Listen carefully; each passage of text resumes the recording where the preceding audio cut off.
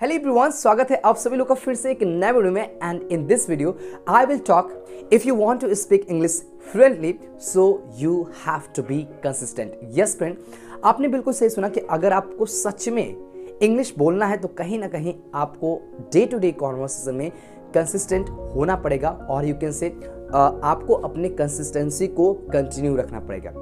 होता क्या है कि अगर हम किसी गांव से बिलोंग करते हैं, किसी रूरल एरिया से हम बिलोंग करते हैं, तो कहीं ना कहीं हमें एक एटमॉस्फेयर की ज़रूरत पड़ता है। And in that situation, in that particular case, हम डाउन पड़ जाते हैं जस्ट बिकॉज ऑफ कि हमें एटमॉस्फेयर नहीं मिलता है, हमें फ्रेंड सर्कल नहीं मिलता है, हमें वो ग्रुप्स नहीं मिलता है ताकि हम कहीं पे अच्छे तरीके से अपने आप को एक्सप्रेस कर पाए। इन दैट पर्टिकुलर सिचुएशन आपको क्या करना पड़ेगा? बहुत ही आसान है, बहुत ही ईजी है। सबसे पहले मैं अपने बारे में बात करूंगा कि मैं भी एक बहुत ही छोटे टाउन से बिलोंग करता हूं, लेकिन मैं धीरे धीरे अपने इंग्लिश कॉन्वर्सेशन को इम्प्रूव किया, धीरे धीरे चीज़ों को समझा, स्टेप बाय स्टेप उन सारी चीज़ों को फॉलो किया। And right now as you can see on my face that I can speak English fluently and confidently. अब बात आती है कि ये हुआ कैसे और कैसे आपको अपने माइंडसेट को एकदम कंटिन्यू रखना पड़ेगा कंसिस्टेंसी के साथ।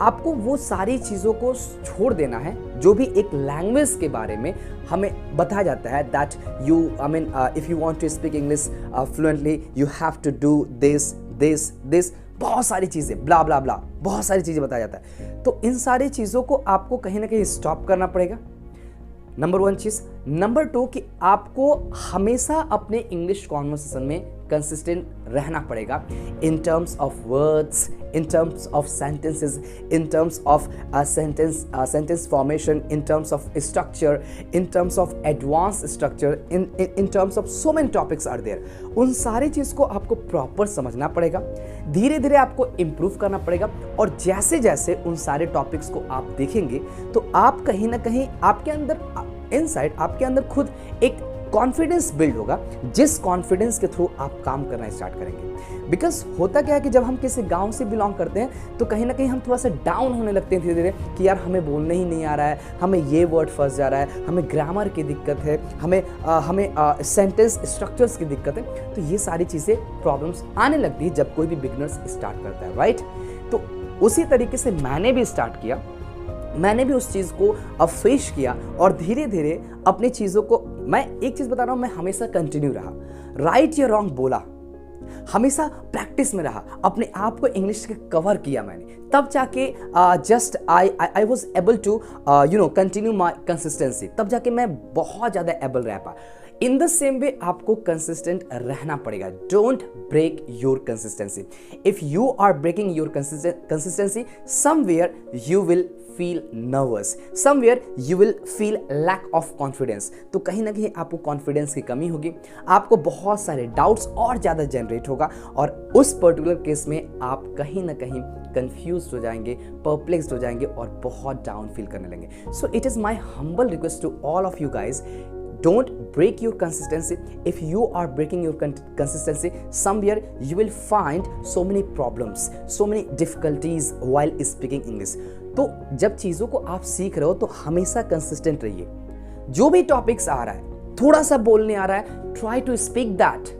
एक वर्ड आपने याद किया, try to speak that, try to express in front of your friends, in front of your relatives. उन लोगों को खोजिए जो वाकई में इंग्लिश को लेकर कहीं ना कहीं सीरियस है, या वो इंग्लिश से उनको कोई परेशानी नहीं है। क्योंकि गांव में हमको एटमॉस्फेयर नहीं मिलता है और एटमॉस्फेयर ना मिलने की वजह से कहीं ना कहीं हम थोड़ा सा डाउन फील करते हैं। So don't worry about that. बहुत सारे हमारे इंडिया में बहुत सारे छोटे छोटे गांव हैं, रूरल एरिया है जहाँ पे एटमॉस्फेयर नहीं है, but still there are so many people there are speaking English from morning till evening, और वो अपने आप को एक्सप्रेस कर रहे हैं in such a way that we can not imagine.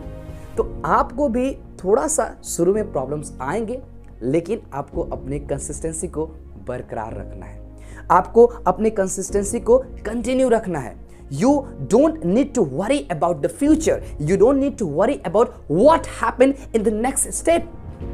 आपको इन सारी चीज़ों के बारे में थोड़ा सा भी ज़्यादा थिंकिंग नहीं करना है। एंड देन उस टाइम आपको ज़रूरत नहीं पड़ेगी किसी भी लोगों की, किसी भी चीज़ों की, आपको यहाँ तक कि आपको मोटिवेशन की भी ज़रूरत नहीं पड़ेगा। बिकॉज जब आप उस चीज़ को फॉलो करोगे कहीं ना कहीं you will feel that goosebumps, you will feel that you will feel super thrilled. आप इन सारी चीज़ों को फील करोगे तो धीरे धीरे आप एक्सप्रेस करिए। ये बिल्कुल ऐसा है, जब आप किसी काम को स्टार्ट करते हो तो कहीं ना कहीं शुरू में आपको you have to be adventurous. शुरू में थोड़ा सा आपको एडवेंचरस बनना पड़ता है।